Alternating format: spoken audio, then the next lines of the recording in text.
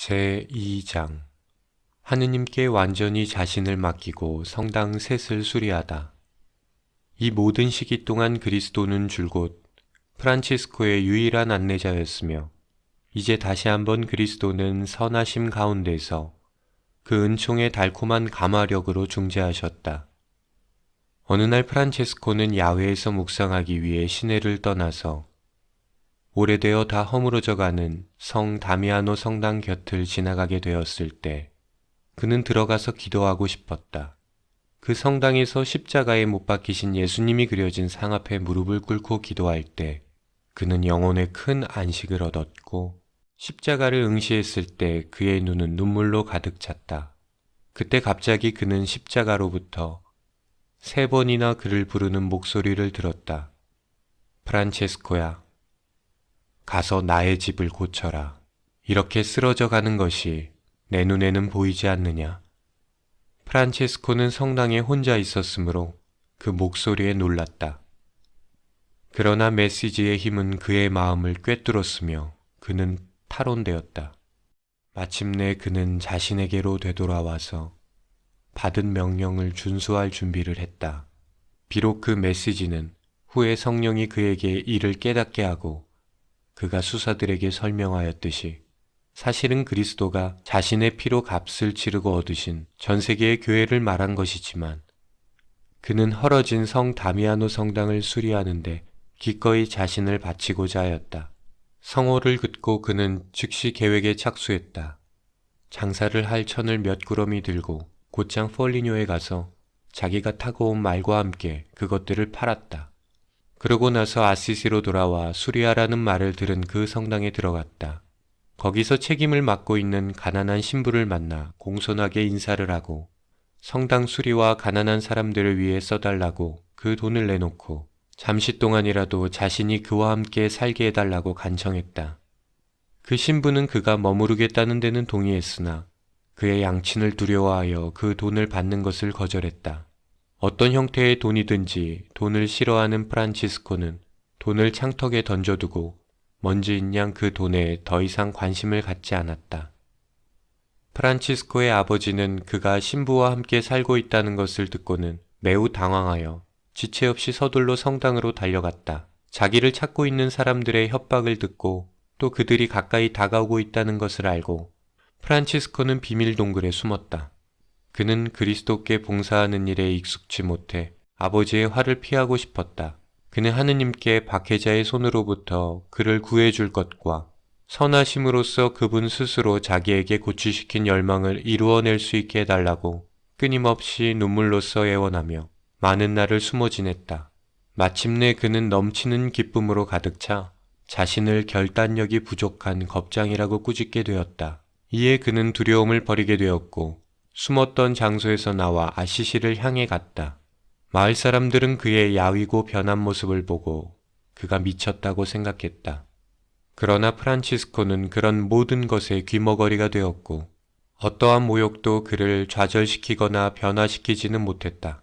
그의 아버지가 그 소동을 듣고 아들을 감싸지 않고 꺾으려고 작정하고 그의 뒤를 쫓아왔다.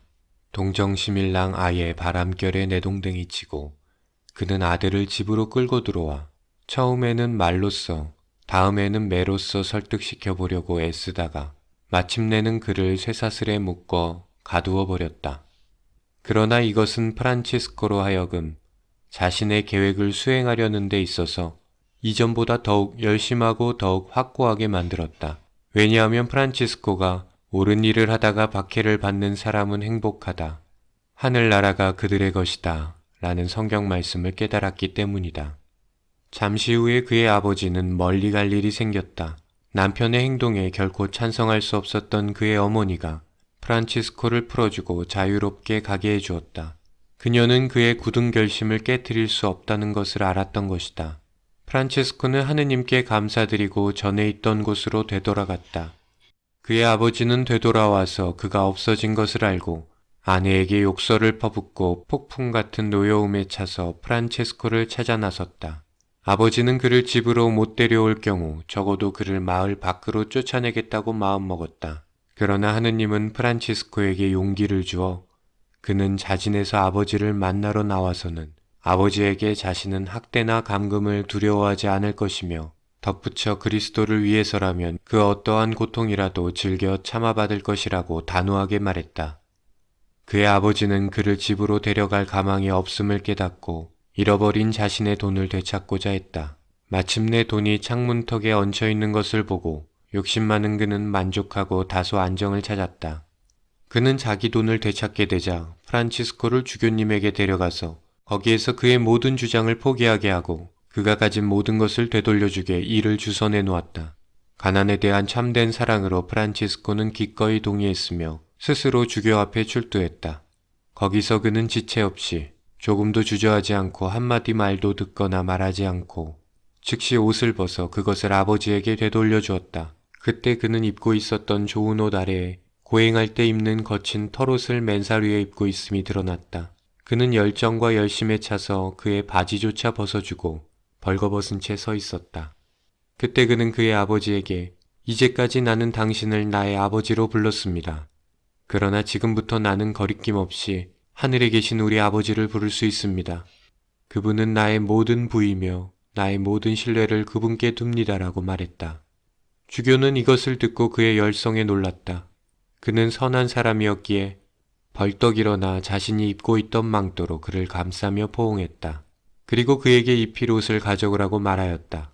그래서 그들은 주교의 한 농장 노동자의 것인 낡은 웃옷을 하나 그에게 주었다. 그는 감사하게 그것을 받고서는 거기에 분필로 자기 손으로 십자가를 그려 십자가에 못 박히고 거지인 사람에게 알맞는 의복으로 만들었다.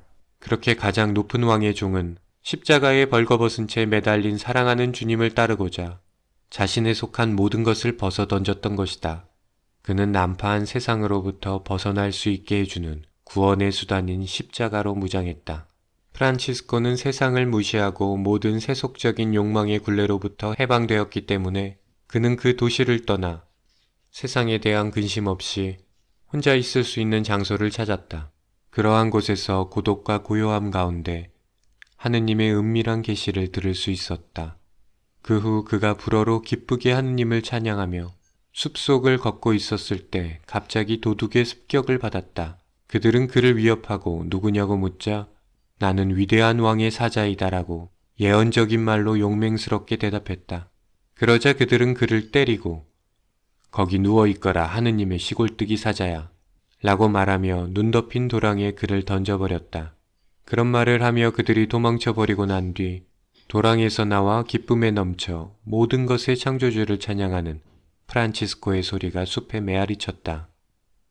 이윽고 그는 이웃 수도원에 도착해서 희사를 청해받았는데 아무도 그를 알아보지 못했을 뿐만 아니라 관심도 기울이지 않았다. 그는 그 다음 굿비오로 갔는데 거기에서 옛 친구 한 사람이 그를 알아보고 반겨주었다. 프란치스코는 거기서 낡은 외투를 얻었는데 그것을 마치 그리스도의 가난한 자처럼 받아들였다.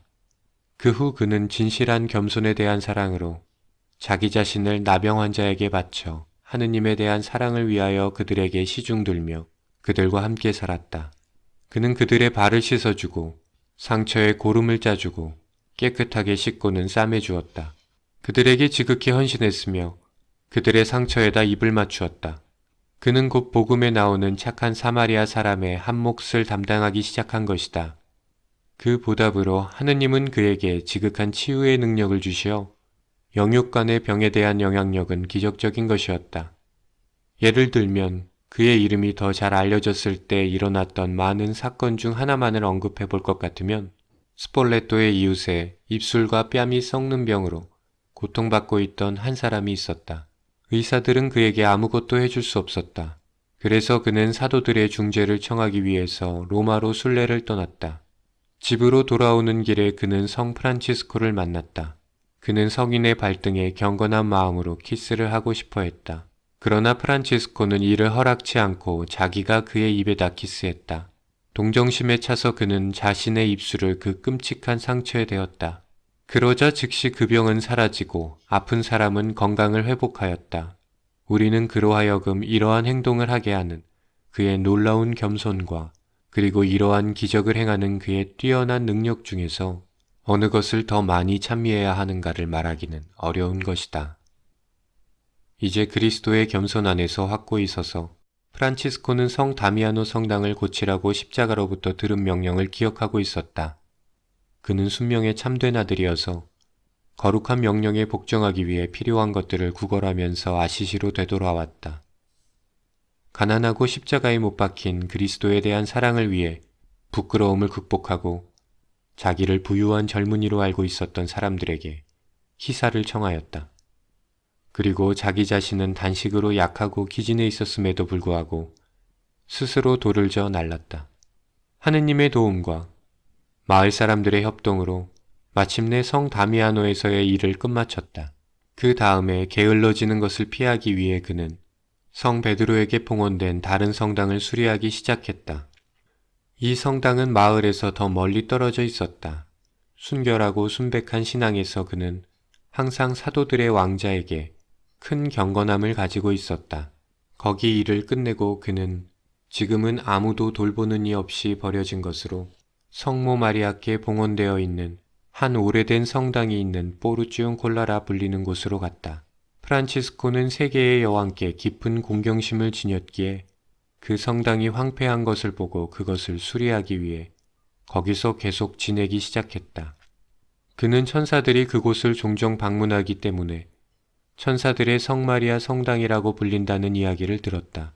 그는 천사들에 대한 존경심에서 또 그리스도의 어머니께 대한 사랑에서 영원히 그곳에 머무르기로 결심했다.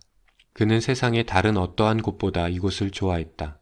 그가 매우 작은 방법으로 종교적 생활을 시작한 곳도 바로 여기였으며 그토록 뛰어난 발전을 이룬 곳도 여기였으며 그가 행복하게 생을 마친 곳도 여기였다. 그는 죽을 때 형제 수사들에게 이곳을 다른 어떠한 곳보다 먼저 부탁하였다. 왜냐하면 그곳은 성모 마리아께서 가장 사랑하시는 곳이기 때문이었다. 수사들 중 한 사람은 수도원에 들어오기 전에 포르치온콜라에 대한 한 환시를 보았다. 그는 많은 장님들이 성당 주위에 둥글게 모여 무릎을 꿇고 하늘을 쳐다보고 있는 것을 보았다. 울음 섞인 목소리로 손을 뻗치고는 하느님께 자기들을 불쌍히 여기시어 볼 수 있게 해달라고 울부짖었다. 그때 밝은 빛이 하늘로부터 내려와 그들 모두를 감싸고는 그들에게 갈망하던 시력과 건강을 되돌려주는 것이었다. 이곳은 성 프란치스코가 신적인 영감에 의해 작은 형제회를 세운 곳이며 그가 수도원을 세우고 복음을 설교하기 전에 새 성당을 수리하게 그를 인도한 것은 바로 하느님의 섭리였다. 이것은 그가 물질적인 것에서부터 더욱더 영신적인 성취로 정당한 순서로 적은 것에서부터 더 위대하게 발전한 것을 의미하며 또한 그것은 그가 성취할 것을 예언적으로 가리키는 것이다. 그가 수리한 새 건물과 같이 그리스도의 교회는 프란치스코의 지도 아래 또 그의 회칙과 가르침에 따라 세 가지 다른 방법으로 새로워지게 될 것이며 그리고 구원을 받게 될 사람들로 이루어진 이 세 겹의 군대는 승리하게 되어 있었다.